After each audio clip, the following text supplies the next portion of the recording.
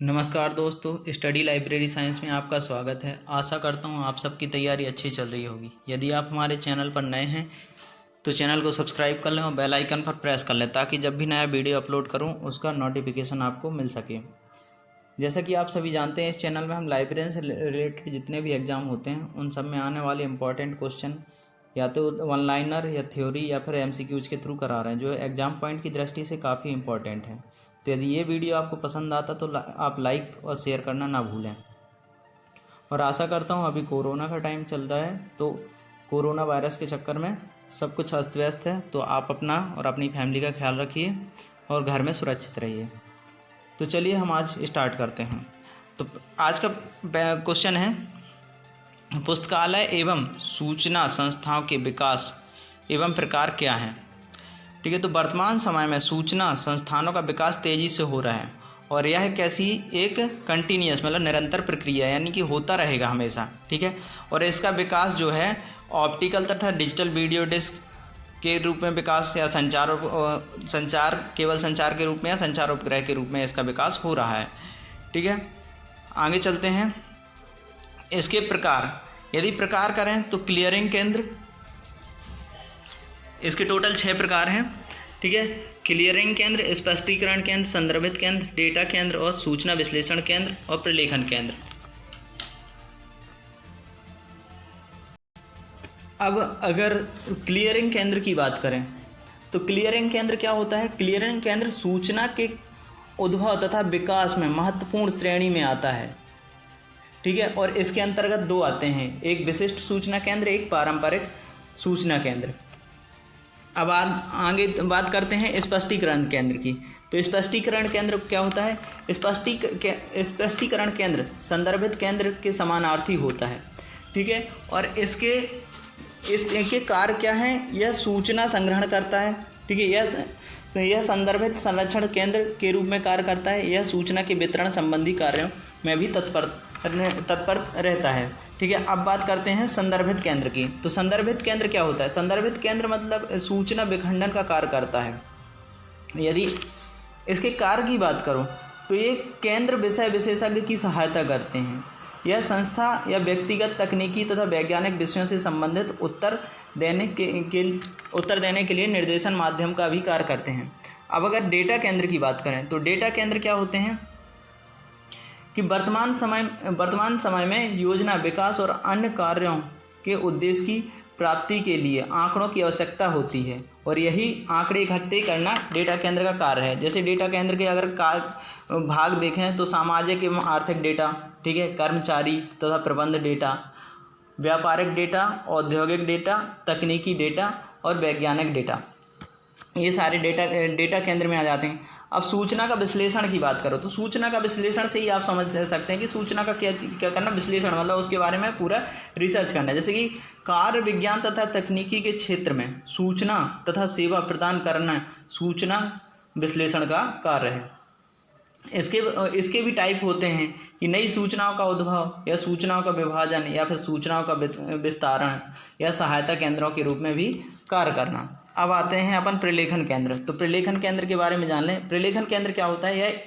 यह एक प्रकार की एजेंसी सूचना के क्षेत्र में समाज की आवश्यकता के अनुरूप सूचनाएं उपलब्ध कराती है। इसमें आप देखा होगा कि इसमें सूचना दलाल भी आ जाते हैं या सूचना दलाल आप समझ रहे हो, जो बीच में इंटरमीडिएट होते हैं। ऐसा कोई व्यक्ति या फर्म होता है जो मांग के आधार पर आपको सूचना देता है और उसके बदले में आपसे कुछ ना कुछ चार्ज करता है। तो ये था सूचना के बारे में। अब चलते हैं सूचना का विस्तार। सूचना का विस्तार करने वाले संस्थान कौन से हैं। तो सूचना का विस्तार देखेंगे तो सूचना का विस्तार करने वाले संस्थान क्या, विज्ञान तथा डिजिटल तकनीकी केंद्र जो है सूचना का विस्तार करता है। ठीक है, सांख्यिकी डेटा संगठन करने वाली संस्थाएं, ये भी सूचना का विस्तार करता है। और पत्र पत्रिकाओं तथा पुस्तकों के प्रकाशक भी सूचनाओं का विस्तार करते हैं। नेक्स्ट अगर बात करें तो भारत में विज्ञान तथा तकनीकी के क्षेत्र में संबंधित विभिन्न संस्थाएं। तो इसमें देखिएगा परमाणु ऊर्जा आयोग है इसका। ठीक है, भारतीय अंतरिक्ष अनुसंधान केंद्र इसरो जिसको बोलते हैं, वैज्ञानिक और औद्योगिक अनुसंधान परिषद CSIR बोलते हैं, भारतीय आयुर्विज्ञान संस्थान परिषद ICMR बोलते हैं, और भारतीय कृषि अनुसंधान परिषद ICAR बोलते हैं, रक्षा अनुसंधान परिषद DRDO बोलते हैं इसको, और भारतीय राष्ट्रीय वैज्ञानिक प्रलेखन केंद्र। ठीक है, ये सारे क्या हैं, भारत में वैज्ञानिक तथा तकनीकी के क्षेत्र में से संबंधित संस्थाएं हैं। इसमें कुछ और भी संस्थाएं हैं, जैसे कि मैं आपको बता दूं, जैसे कि केंद्रीय चावल अनुसंधान केंद्र कटक, केंद्रीय चर्म अनुसंधान संस्थान चेन्नई, या केंद्रीय औषधि अनुसंधान संस्थान लखनऊ, केंद्रीय बकरी अनुसंधान संस्थान मथुरा। ये सारे अपने भारत में विज्ञान एवं तकनीकी के क्षेत्र से संबंधित संस्थाएं हैं। नेक्स्ट अगर बात करें तो सूचना केंद्रों की आवश्यकता। अब सूचना केंद्रों की आवश्यकता क्यों हुई? ठीक है, तो शोध संबंधी समस्याओं पर डेटाबेस की तैयारी, तकनीकी ज्ञान की गतिशील विस्तार हो सके, या करंट अवेयरनेस सर्विस संस्थानों की स्थापना के लिए, और ग्रंथालय में प्रबंध एक जटिल समस्या बन गई है उसके लिए, और प्रलेखों की बढ़ती हुई कीमत के कारण आधुनिक तकनीकी पर आधारित सूचना केंद्रों की स्थापना की आवश्यकता होती है।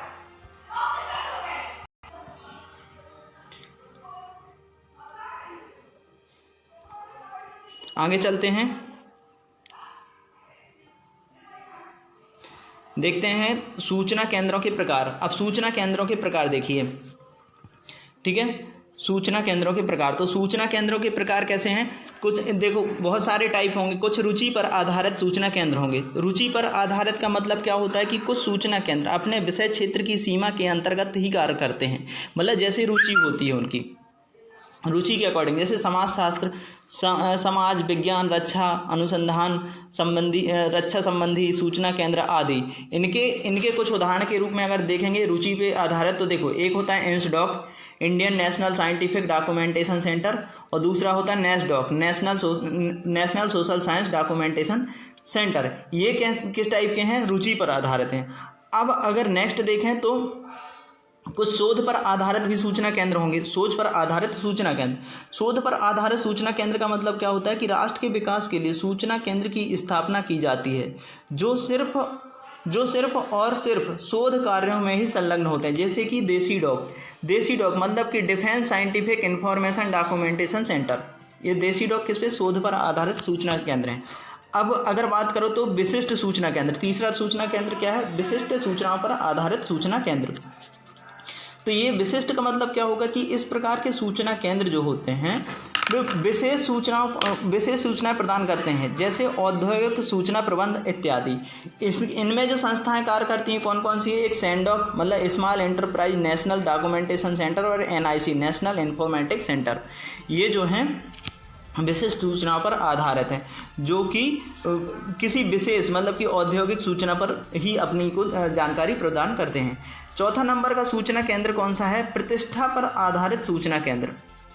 प्रतिष्ठा पर आधारित सूचना केंद्र, इसका मतलब क्या होगा कि मतलब जैसे कि कोई प्रतिष्ठा मतलब शासकीय सूचना केंद्र, जैसे ये प्रतिष्ठा पे आधारित है, या अंतर्राष्ट्रीय सूचना केंद्र, या फिर अशासकीय सूचना केंद्र, ये सारे क्या है? प्रतिष्ठा पर आधारित हैं। और इसके अंतर्गत कौन सा आ जाता है?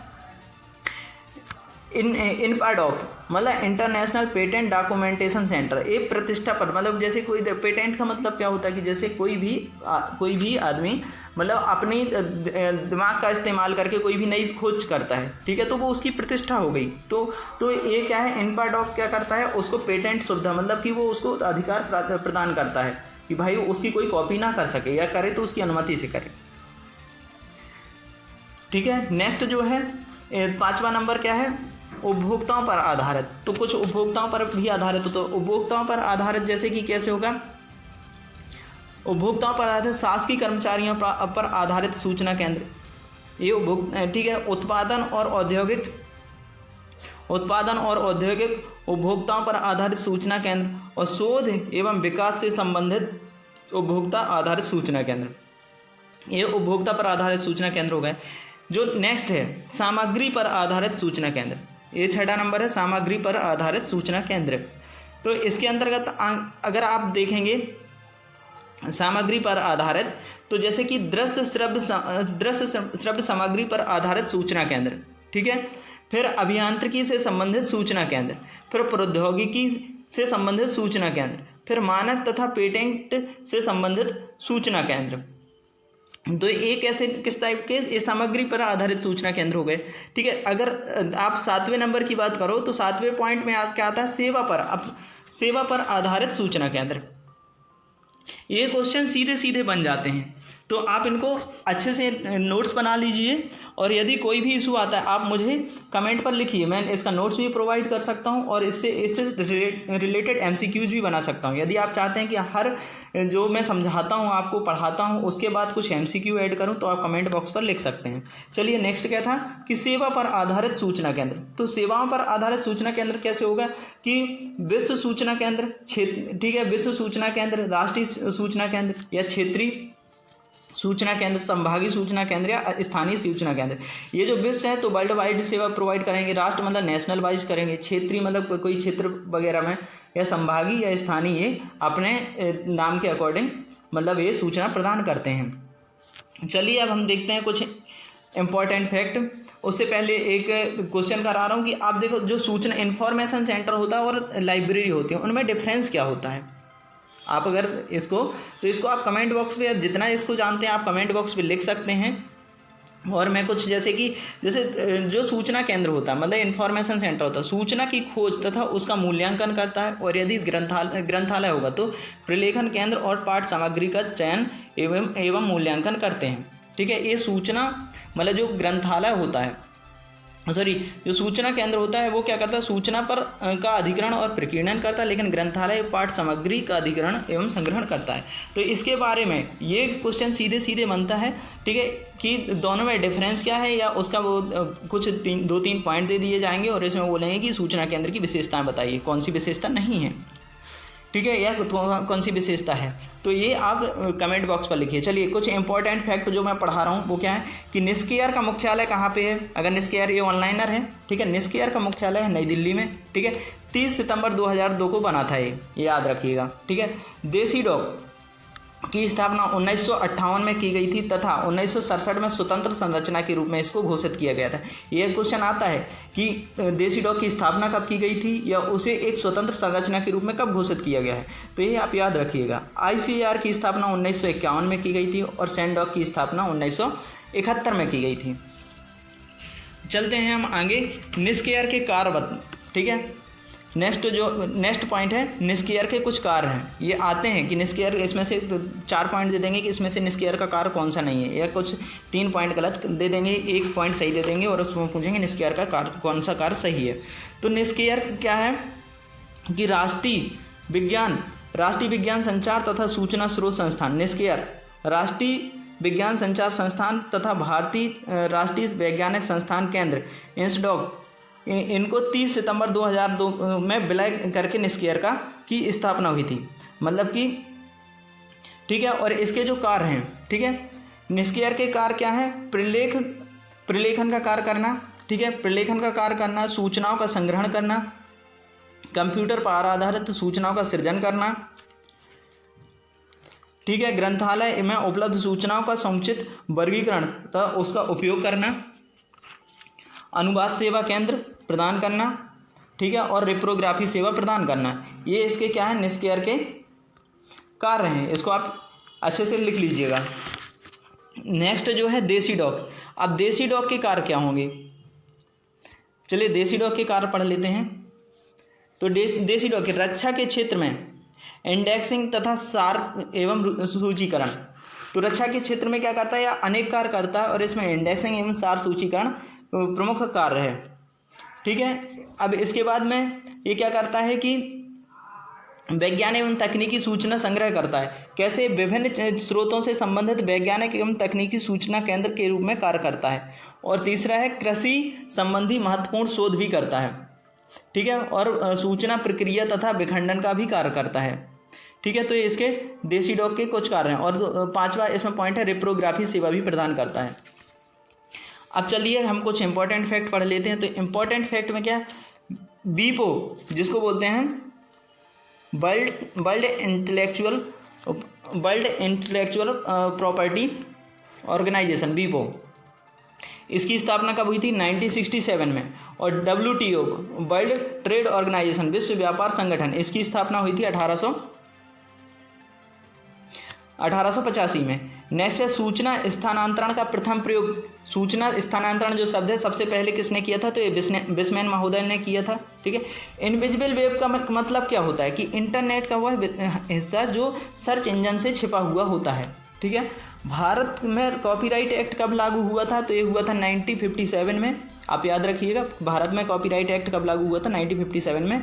और ट्रेडमार्क एक्ट कब लागू हुआ था? तो 1999 में। और पेटेंट एक्ट कब लागू हुआ था? तो 1970 में। ठीक है। नेक्स्ट चलते हैं, सूचना सेवा किसका परिवर्तित रूप है? तो डॉक्यूमेंटेशन का सूचना सेवा जो है परिवर्तित रूप है। फेयर यूज शब्द किससे लिया गया है? तो फेयर यूज का मतलब होता है कि कॉपीराइट से संबंधित है। जो फेयर यूज शब्द जो है कॉपीराइट से संबंधित है। बर्न कन्वेंशन 1886 में जो हुआ था वो किस पर आधारित था? तो वो भी कॉपीराइट पर ही आधारित था। अब नेक्स्ट चलते हैं। अब इसमें पूछा गया है कि सूचना विज्ञान सेवा केंद्र की परिभाषाएं क्या होंगी। ठीक है। तो इसमें कुछ जो अपने लेखक हैं, ठीक है, तो उन्होंने अपने अपने हिसाब से कुछ सूचना विज्ञान सेवा केंद्र की परिभाषा बताई है। तो बेल के अनुसार की बात करो तो बेल के अनुसार सूचना समाचारों तथ्यों आंकड़ों प्रतिवेदनों अधिनियमों कर संहिताओं न्यायिक निर्णयों प्रस्तावों और इसी तरह की अन्य चीज़ों से संबंधित होती है। वो क्या कहलाएगी? सूचना विज्ञान सेवा केंद्र मतलब कहलाएगा। नेक्स्ट है ऑक्सफोर्ड डिक्शनरी के अनुसार अगर पढ़ो तो ऑक्सफोर्ड डिक्शनरी के अनुसार क्या होगा? सूचना का अर्थ सूचित करना, कहना, बताई गई बात, ज्ञान या ज्ञान की अनेक बाधित वस्तुएं, समाचार इत्यादि। ये वांछित है, बात नहीं है। ठीक है। नेक्स्ट जो है एक इम्पॉर्टेंट फैक्ट देखिए, डेटा, ज्ञान, सूचना, बुद्धि इत्यादि सूचना वृद्धि प्राप्त करने की प्रक्रिया है। किसकी सूचना वृद्धि प्राप्त करने की प्रक्रिया क्या है? डेटा, ज्ञान, सूचना, बुद्धि। ठीक है। सूचना का मात्रक, इकाई मात्रक है वो क्या है? बाइट है। ठीक है। सूचना का इकाई मात्रक क्या है? बाइट है। नेक्स्ट देखते हैं एक इम्पॉर्टेंट फैक्ट कि जिनेवा में जो प्रथम हुआ था, ठीक है, वो तो ठीक है। ये देखिए जिनेवा में 1992 में दूसरा अंतर्राष्ट्रीय कॉपी सम्मेलन हुआ था। पहला बर्न में हुआ था, दूसरा कहाँ हुआ? जिनेवा में 1952 में, 1952 में। और किस पे आधारित था? कॉपीराइट पे। भाषा की समस्या, जनसंख्या वृद्धि, संचार समस्या इत्यादि सूचना प्रवाह के क्षेत्र में अवरोध उत्पन्न करते हैं। ठीक है। ये क्वेश्चन आता है कि सूचना प्रवाह के क्षेत्र में अवरोध क्या क्या उत्पन्न करते हैं? तो भाषा भी अवरोध उत्पन्न करेगा, जनसंख्या भी करेगी, जनसंख्या वृद्धि भी, संचार समस्याएं भी उत्पन्न करती हैं। ठीक है। नेक्स्ट चलते हैं। तो पुस्तकालय विज्ञान शिक्षा का प्रारंभ, पुस्तकालय विज्ञान शिक्षा का प्रारंभ, तो देखिए इसके बारे में पढ़ते हैं।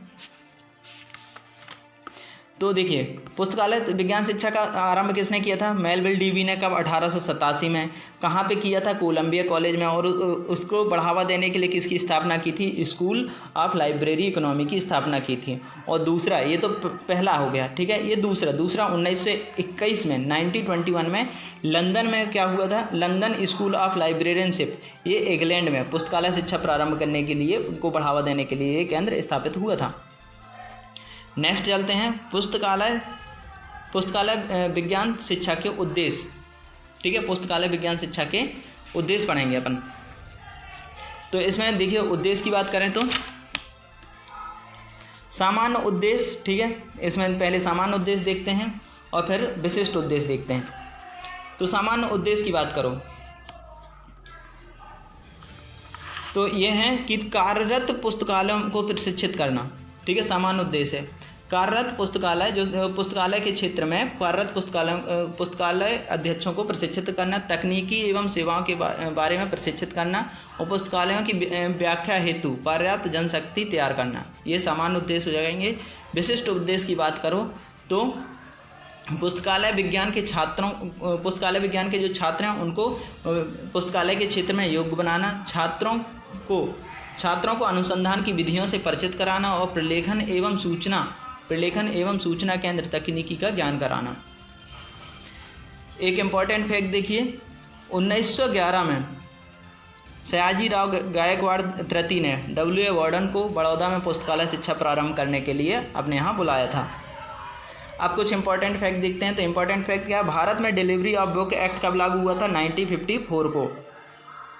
ज्ञान सभ्यता संरक्षित सूचना का युग किसने बोला है? ये रंगानाथन ने दिया था। ठीक है। CD-ROM में लगभग कितनी 250 पुस्तकें संग्रहित की जा सकती हैं। सूचना स्थानांतरण चक्र शब्दावली किसने दिया था? बिस्मैन ने। ई ग्रंथालय का विकास किया था NIC ने। ठीक है। मिलियन बुक प्रोजेक्ट किसका आता है कि मिलियन बुक प्रोजेक्ट किसका है? तो ये कार्नेगी मेलन यूनिवर्सिटी का है। यूनिवर्सल बिब्लियोग्राफी कंट्रोल, ये यूनिवर्सल बिब्लियोग्राफी कंट्रोल किसका प्रोग्राम है? तो FID का प्रोग्राम है ये। ठीक है, इसको आप याद रखिएगा। ठीक है। An introduction to computer library system ग्रंथ के लेखक कौन है? तो एलिटेड। ये सीधे आता है क्वेश्चन कि an introduction to computer library system ग्रंथ के लेखक कौन है? तो ये एलिटेड है। पेटेंट शब्द लैटिन भाषा से बना हुआ है और अमेरिका में पुस्तकालय का स्वर्णिम वर्ष 1876 में को माना जाता है। नेक्स्ट चलते हैं राज्यों में पुस्तकालय विज्ञान की शिक्षा का विकास देखें। तो सबसे पहले देखिए, पंजाब यूनिवर्सिटी में 1915 में, ठीक है, आर्थर जॉन डिकिंसन ने किया था। इंपीरियल लाइब्रेरी कलकत्ता, ये कब स्थापित हुई थी? 1935 में, और लाइब्रेरी ट्रेनिंग इनने प्रोग्राम चलाया था। मद्रास यूनिवर्सिटी, ये 1937 में, ठीक है, यहाँ पे SR रंगानाथन जी ने, ठीक है, इनने भी ट्रेनिंग प्रोग्राम ही चलाया था यहाँ पे। नेक्स्ट है बंगाल लाइब्रेरी एसोसिएशन।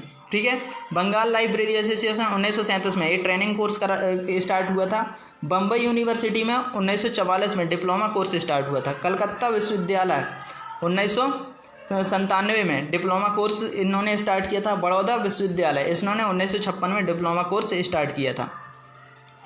और अलीगढ़ विश्वविद्यालय 1956 में इन्होंने भी डिप्लोमा कोर्स प्रारंभ किया था। आइए अब देखते हैं कुछ इंपॉर्टेंट फैक्टर वन लाइनर जो कि सीधे क्वेश्चन पेपर में आते हैं। तो बिब्लियोग्राफी के जनक कौन है? तो कॉर्नाड ग्रेसनर। ये पूछा जाता है कि बिब्लियोग्राफी के जनक कौन है? तो कॉर्नाड ग्रेसनर। सूचना साक्षरता का पहला प्रयोग जरकोवस्की ने किया था। सूचना साक्षरता, ये आता है शब्द की सूचना साक्षरता का सर्वप्रथम प्रयोग किसने किया था? तो जरकोवस्की ने किया था। डॉक्यूमेंटेशन शब्द का प्रथम प्रयोग किसने किया था? तो पॉल ऑटलेट ने किया था।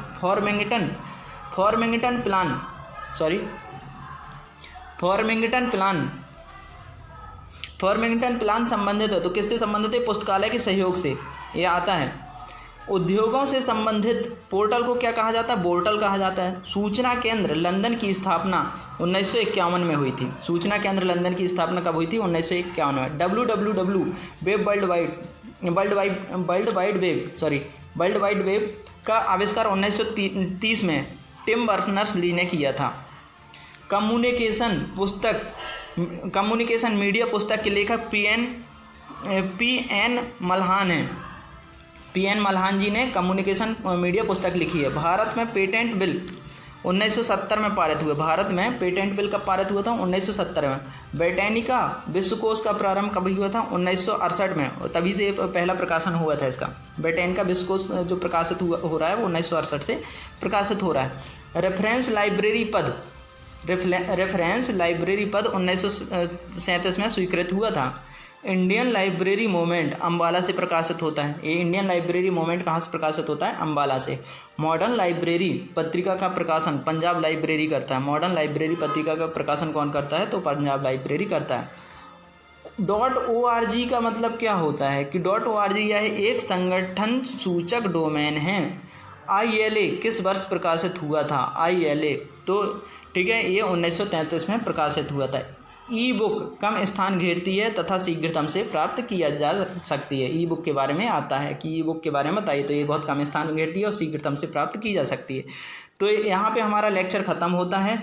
यदि आपका कोई भी डाउट है तो आप कमेंट बॉक्स पर लिखिए। यदि आपको वीडियो हेल्पफुल लगता है तो लाइक और शेयर करिए, और यदि कुछ भी आपका कोई भी आप सजेशन देना चाहते हैं तो उसको कमेंट बॉक्स में लिखिए, मैं आपको रिप्लाई करूँगा और उस पर उसको फॉलो ज़रूर करूँगा। Thank you for watching.